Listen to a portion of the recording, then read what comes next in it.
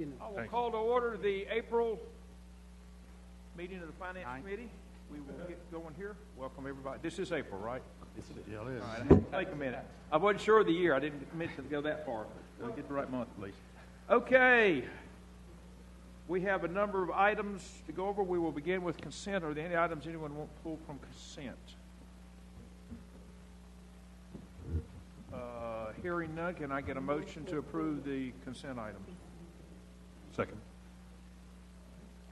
You new folks in here, this is all done by computer, so you have to just wait a while. There we go. Please vote. And that is approved. We will now go to C1. Secretary, please read this one. G. Oh, excuse me. Item G. Long weekend? Long weekend. Item G1, consideration of request from Williams Development Group to participate in a public-private partnership at the Union Cross Business Park, located in South. Raleigh, why don't you give us about a 5-minute on this one? Sure. Good afternoon, Chairman Clark, Mayor Joines, members of the committee. This item is a request from the Williams Development Group to assist with the construction of a speculative building that will be located in the Union Cross Business Park. Specifically, Williams is looking for $300,000 to assist with the construction of a spec building that is anticipated to be 125,000 square feet in size, with a taxable value of approximately $6.5 million. Yes, $6.5 million. And we are proposing that the assistance is being requested come from the outside of county utility services fund, and that fund was established for assistance in the construction of projects, specifically the public infrastructure component. So the assistance would be going to assist the developer with the public infrastructure, water, sewer, stormwater type elements of the project. And I will note that the Board of Commissioners at their most recent meeting in March approved this request. The way that the fund is set up, it requires the approval of both bodies. So that this request has already been approved by the Commission. And I will note that the developers are here if there are any specific questions related to the development. And it's my understanding we approved this same project several years ago with a different developer. That did not work out, so this is a new developer. That is correct. Mr. Leek, would you mind coming to the microphone? I do have a question for you, if you don't mind. Yes, ma'am. I have a question for Mr. Rollins. What other projects have we done like this, besides the one that didn't work out, but that the county and the city have used the fund? Do we have any? Or it was last time the first time, so this makes this the second time? Councilmember Adams, I'd have to go back to look, but I believe we've done a project before. It's probably been at least 10 years, if memory serves me correctly. I can get the Can we call up on the screen? It's in our thing. It's a map of the entire park. It looks like that. Mm-hmm. Can we get to that?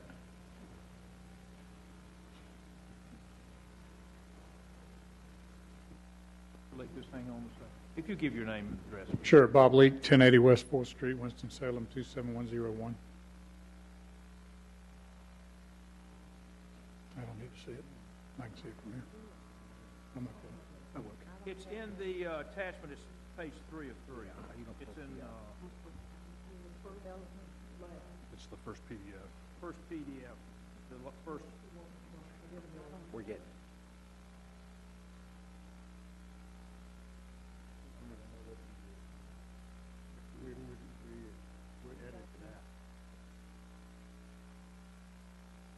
Well, only a certain one.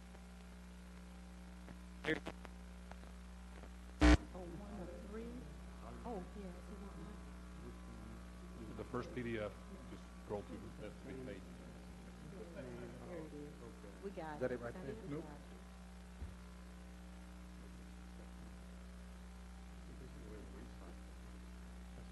Yeah, that's it right there. That's it. Yeah, keep going now. That's page 3. I didn't mean to give all this. Now we're getting there. Now we go. Okay, there we go. All right. Mr. Leek, my question, just looking at this map, I'm assuming the part that's marked in red is the lot in question, the property in question. Where is the building that the team folks are putting in, or is that? It's about 2 miles from here on another site. Oh, it has nothing to do with this? No, nothing to do with this. And by the way, just as a side, that building now is under contract, so we're out of spec buildings again. Okay. So, you know, and again, to reiterate what you said earlier, Johnson Development was planning to build a spec building on this site, and that's what you originally approved the up to $300,000 for. Johnson has sold the site to a local developer who's here in the room, and their plan is to actually build the building, and would probably start as early as this summer. Okay. So we'll see. But this is the area that the city assisted in putting that curved road in? Yes, so the city and county both assisted in the main road and the lower road that comes down on that right-hand side and out. That's correct. Okay. Any questions?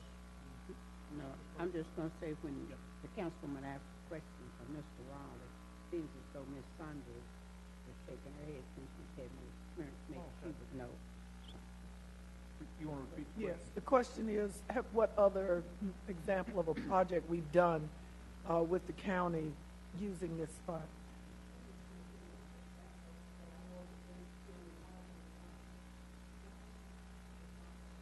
Johnson Development, that's the one we're trying to transfer today. In the research Okay. park. Yeah, research park is the one that they're doing out in Clemens. They were trying to do. Yeah, I think the county's going to use that for their Why don't you get us for the, just attach it to this for the general meeting next week? Because this is an odd fund that's not used that often. And I do know in the paper there has been some articles about what the county and the village of Clemens are trying to do on some land kind of on the backside of Clemens. Correct. All right, Mr. McIntosh? Yeah, I just had a couple of questions about the, I'm sure it's probably not real clear to everybody, but an Enterprise Capital Projects Fund, Evan, can you just tell me what that, I mean, an enterprise fund, I kind of understand, but can you walk us through how that differs from some of the other funds that we use for, maybe it's Ms. Saunders? Good evening, Chairman Clark, Mayor Pro Tem, members of the committee and council. I'll go ahead and try and field this one for you. So the account that's being used for this item this evening is actually the Outside County Economic Development Fund. And how that is funded is that outside county customers pay 2 times the inside city rate for water and sewer service currently. We did that with Walkertown, right, recently? We took them to the inside city rate, so we did the opposite. Right. Yes, sir. So what happens is that overage, 50% of that is put into this outside county economic development fund that's at the availability of the city council and the county commissioners, and the balance is about $2.4, $2.5 million. Could you get us some more history on that, not only what former projects, but kind of how much money goes into it each year? Yes, sir. Yeah. Because, again, it is something that we hear of very seldom, but we do hear about it. Mr. Larkin? There seems to be a reasonable amount of money in this fund. Is this reviewed by the Utilities Commission before it comes to us, or how is this process? It is not reviewed by the Utilities Commission. This is The money is generated by utilities overcost, right? It is generated by outside county revenues due to that multiplier. So it's made off utility functions. It's made off of a rate that's charged, Right? but It's charged on utilities. but typically those outside county rates, we don't have the same cost of service to provide that. I understand. I'm just talking about procedure here and the amount of money that we don't look at very often and how it's processed or who else reviews it. And usually we have a variety of committees that may look at things, and I'm trying to figure out what the Utilities Commission role in this might be. Councilman Larson, they don't really have a role. The city and the county have an agreement on utilities, and one of the amendments that was passed, even longer, the first one, sets up this out of county 50% amount, but it says clearly there that the money is subject to the city and the county using it for economic development purposes. I think it has to be restricted to economic development. Economic development. But it's just the utility commission doesn't even look at it. Okay, so, but these improvements, these 300,000 are for utility improvements, are they not? Sewer, water? Yes. The agreement itself, Councilman Larson says the approval must be by the county commissioners and the city. we'll go get some more information on it. But understand, we're selling water at twice the retail Right, price. right. But I would think the Utilities Commission gets the 75% that does not go into this fund. So they're making. They are making money on this. Okay. We like it when Bermuda runs and buys water. And we will have additional information for everybody. That's interesting that Councilman Larson would ask the question, because early on, Mr. Larson, I had some kind of concerns about the Utilities Commission. We really have no, seem like, control. They sit there, they are a body. And I think taxpayers need to know, and that was a very good observation, and I thank you for bringing it. People need to know and want to know. Yes, Ms. Saunders. The question about the Enterprise Capital Project Fund, our enterprise funds, water and sewer, solid waste, fairgrounds, they each have a capital projects fund within their fund. So their capital projects are particular to those funds, whereas general governmental capital projects, as the bond referendum, that's in a total different fund. Got it.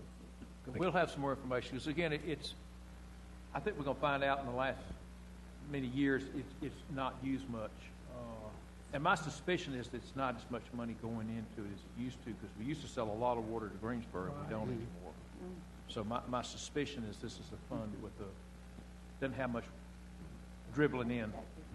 Okay, Mr. Mayor. Just very quickly, notwithstanding how the fund works, this is a good project. It's a very good project. It's a good project. It cost us $300,000. It's going to pay back $429 in new taxes over a 5-year period, so it pays for itself in about 3 years. Yes.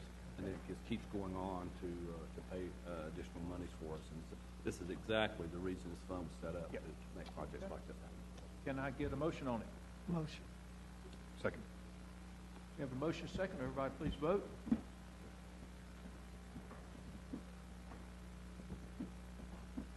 I see Mr. Williams here today. Welcome.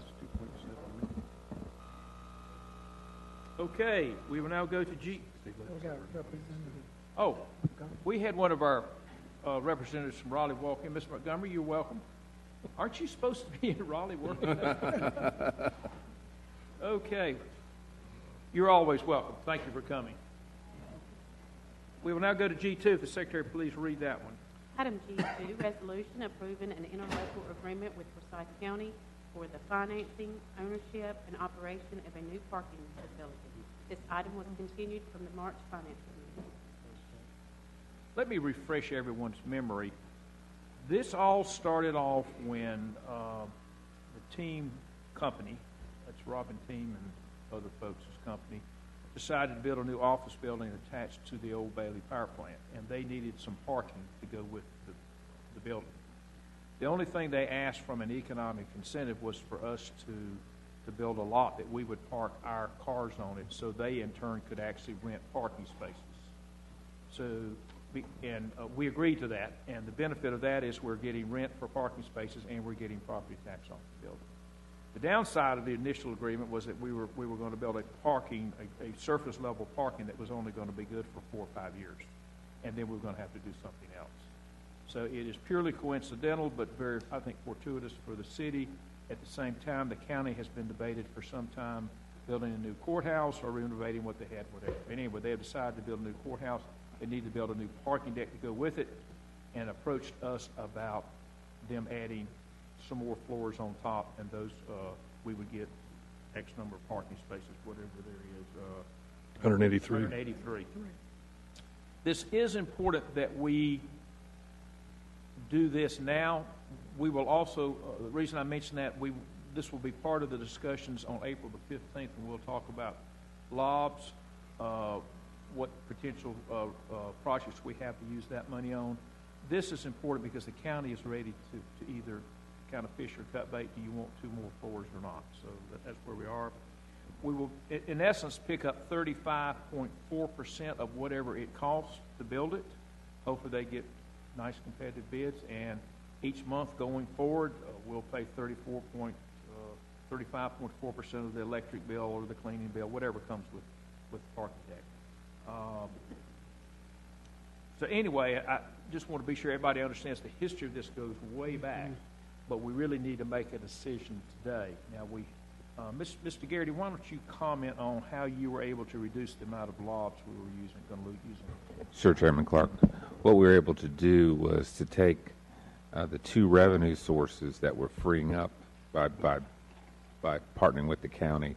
As you recall, originally we were going to build that surface lot that you mentioned, and use the increment from the building in the Bailey building to pay for that. So we take the increment from that taxable property that they're building there around the Bailey Power Plant, as well as the parking revenues that we're going to generate by leasing those spaces that we're moving out of in the 4th Street deck.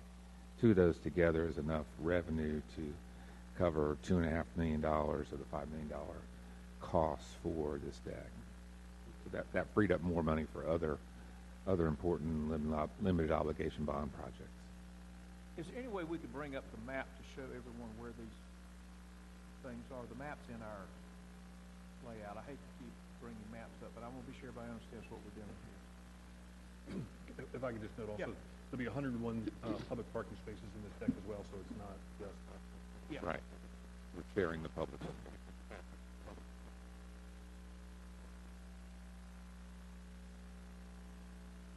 I don't want anybody to see how far we were going to have to build it.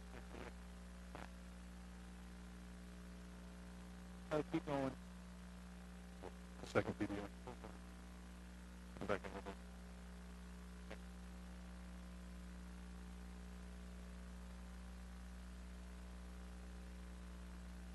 There we go. Okay. Lee, can you get up there and show everybody what we're talking about?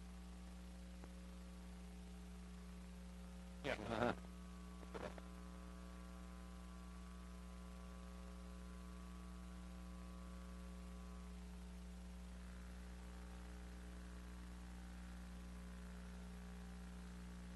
Basically right across the street from City Hall. Right behind us, yeah, yeah. And then over here, off of Salem Avenue is going to be the surface lot. So we won't have to build that. We won't have to walk that far. We'll walk right here. We'll have more public parking. Yeah. Right out here, we have no problem. We do. And where is the actual new courthouse going to go? It's going to get, the main Maybe. courthouse is going here in the hole next to the county government. Yeah, okay. There's So I still, thought. I don't think they've decided whether it's one building with administrative offices or courthouse here and administrative office on that side. Okay, well that's, Still in design on that. okay. All right. Any other questions, comments on this one? I just, again, understand, I think this is, you can pay me now or pay me later. We can either build a temporary lot and still have the same problem 5 years from now, or we can go ahead and get a pretty good deal on it. No, when he finished, I have something I Yes, want go to right say ahead. after you finish. Yes, ma'am. I failed to bring out C2. I think it's something that we need to start getting excited about. Could Mr. I'll Riley? come back to it. Okay, you'll come back. Yes, ma'am. I just wrote it down. Okay. Yes, ma'am. I'd like for the city manager or you to again go over how long this lease is publicly so that it's verbalized on All right. the record. Because people will think that we own this thing when we really don't. Who would like to comment on the legal setup and all that? I'll do it. Go right ahead. Good evening again, Chairman Clark, Mayor, Mayor Pro Tem, members of the committee. So the way the agreement is set up is that the county will build and own the parking deck. The terms of the agreement are just as the chairman stated. The city is responsible for 35.4% of the construction costs right now that are estimated at $5 million, and 35.4% of the operation and maintenance costs annually. That's less revenues. So whatever the deck brings in revenue-wise goes towards that, and then we pay with the remainder, 35.4% of that. The term of the lease is for 30 years. At the end of that 30 years, it can be extended in 5-year increments, and or the city has right of first refusal to purchase the deck, should that be an option at that time. Are there any limit on how many 5-year extensions we can do? Not to my knowledge. I'll look to my attorney. Any comment from the legal department? So we would just have to renew it 5 years at a time? Yes, sir. City manager. And we would, the right of first refusal is obviously to buy out the county share, not the full price of the deck. So, because we, in essence, have the right in perpetuity to the 35%. So we could keep going forever or purchase the 35. Right. Oh, you mean buy out their 60? Right. If they were to get an offer down for it, we could buy out, but only have to pay their share of that price. Okay. Well, 35 years from now, I will not be here. Ms. Scipio, you'll have to. Carry on. Carry on. Okay. I'll get 105. Yeah. Any other questions on this one? Carry on. If not, can I get a motion? So moved. Second. We have a motion and a second. Everybody wait till it comes up. Thank y'all very much. Everybody please vote. Thank you very much. We will now go back and do C2. Item C2, resolution authorizing the sale of certain city-owned property at 549 and 621 Brookwood Business Park Drive under the upset bid procedure. Yes. Ms. Raleigh, you want to talk about this, and then Ms. Burke may have some comments after. Sir, Introduce I'm the board. happy to. I will say that our real estate administrator is here. But we do have a offer to purchase from Combs Produce. They are looking to buy 2 of the remaining vacant lots that are in Brookwood Business Park for a total sale price of, they submitted an offer of $388,000. They are a local company that is looking to expand. They're currently located on Trade Street. They would like to build an 80,000 square foot facility in Brookwood, expandable to 100,000 square feet, and that is the offer that they brought us. I've asked them to bring up the current. That's the one before it. It's just a black and white one.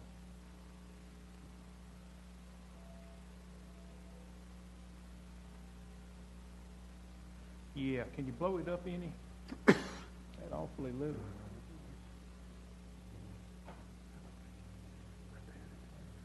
Yeah. The ones in the dark outline are the ones being sold, and I believe these are the last 2 lots that are available. So, Ms. Burke, we're sold out. Yes, and it's been a long time coming, and the people who are going to do that, they are people who've been here. They do have an investment. They're citizens, and I felt that we needed to move forward with this. But I did call to the attention when we started Brookwood, we did not give it the right type of attention. We didn't do anything like landscaping on the back of the buildings to look attractive from the neighborhood that was there. So I've asked the city to go in, make it more of a private, like cul-de-sac. So when you're on Liberty Street, you go in and you see the street rather than run down. I just wanted to take a minute to let you know. I think it is very good news that we have sold these 2 parcels, and then within the last 6 months, we have sold the previous.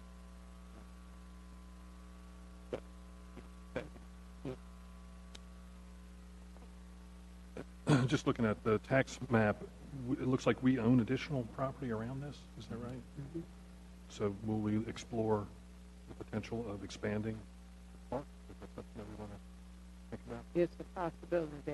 You want to come in, because see, the airport is up there working there. Mayor, you may want to come in if you want to. Can we bring that other map up now, the green map, for people to see?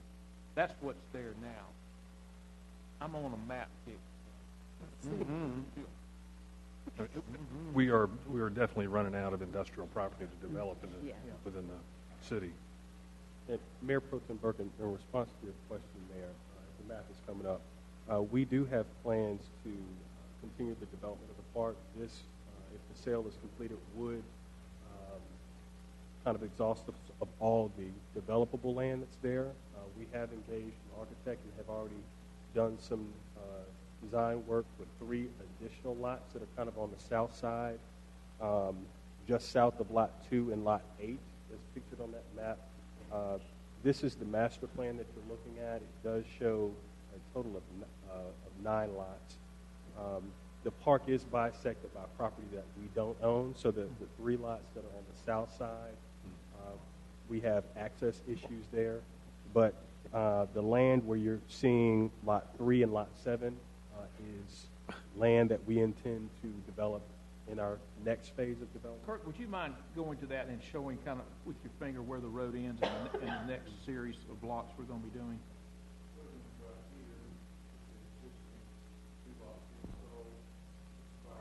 Yeah. And then down here is the other blocks. We can't get to those right now. Is that right? Oh, I remember that. Okay, yes. Yeah, I know. We're not going into that today.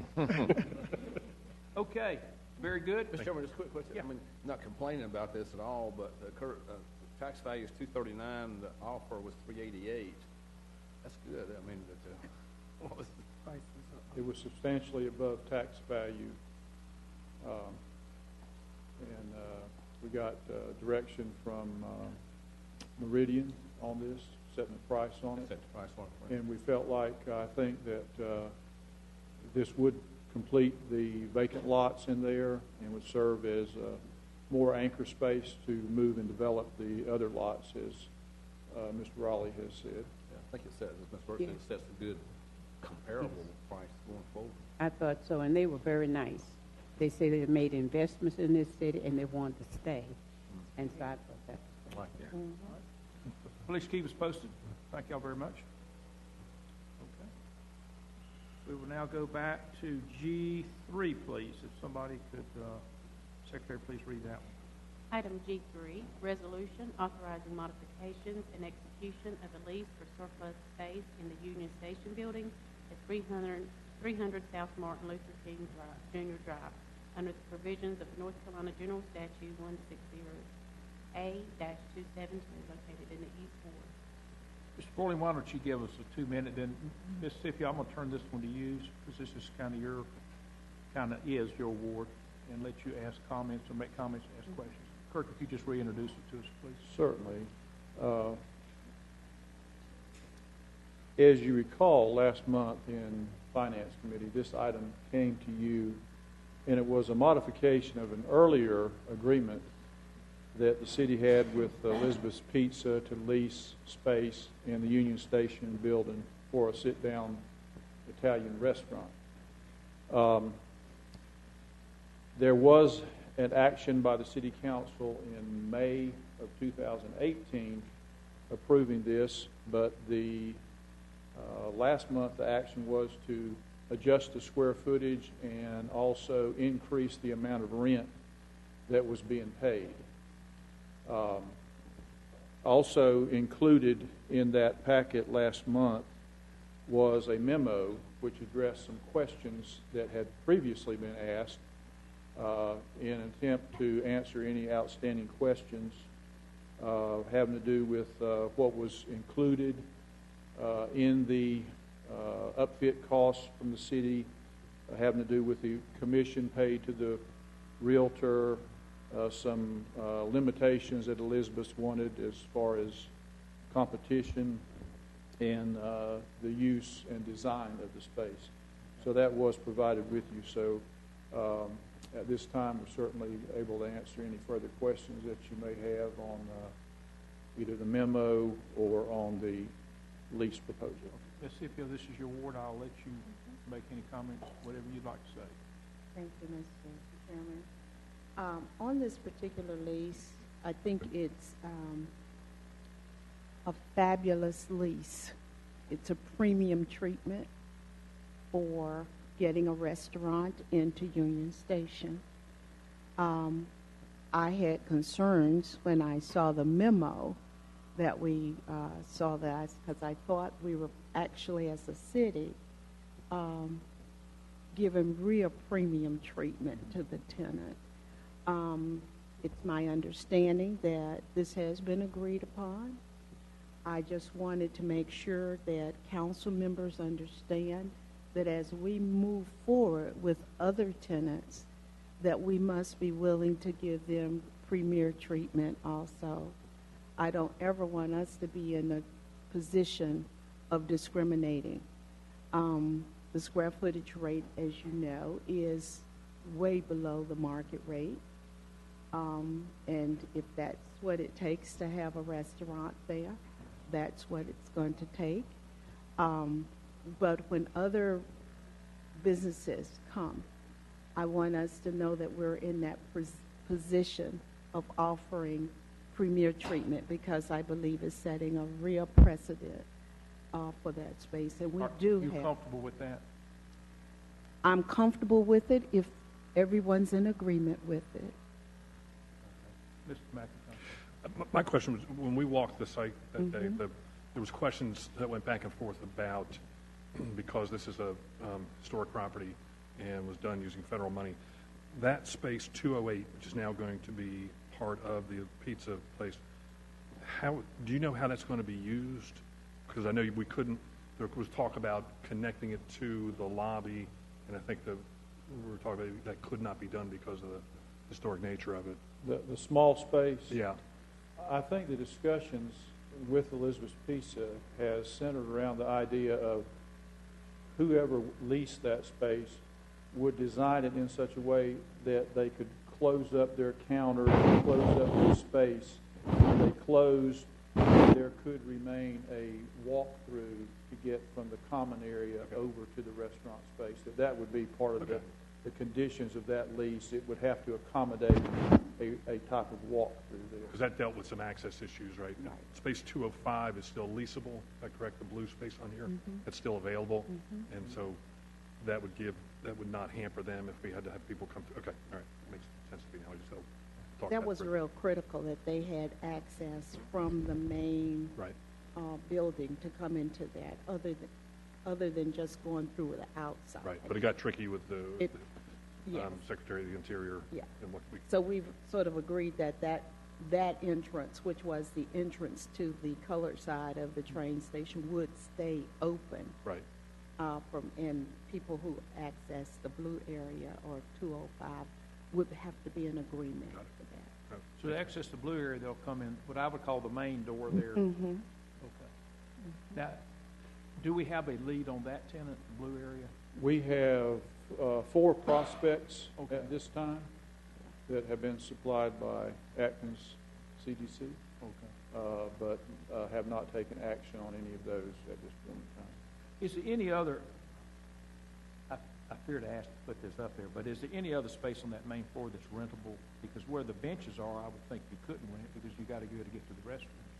No, the rest is common area except what you see in the kind of coral and pink color, which would be the restaurant, and then the blue area, there would be another retail entity there. I'm looking at it's called at lobby 231, or maybe the ticket booth area.